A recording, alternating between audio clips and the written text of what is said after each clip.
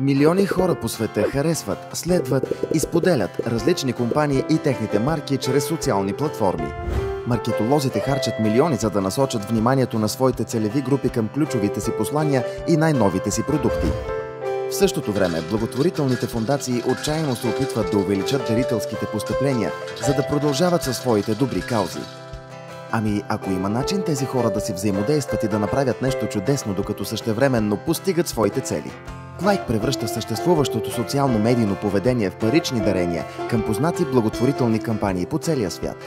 Всеки път, когато крайният потребител клайкне чрез нашия уебсайт в Facebook, Twitter или LinkedIn, компанията, с която се свързва в социалните мрежи, ще дари 1 лев на благотворителна кампания, представена в нашия сайт.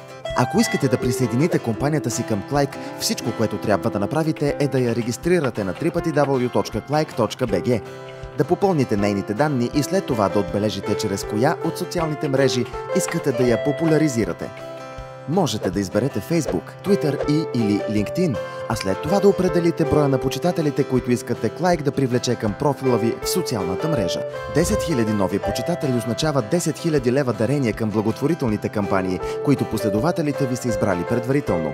Транзакционната такса от 25% ще бъде ясно изчислена и показана на тази страница. Последната стъпка е крайният потребител да се свърже с компания, към която проявява интерес чрез Клайк. В този момент $1 предплатен от избраната компания отива при благотворителната кампания, която клайкъра си е избрал. Толкова е лесно и е толкова благотворително.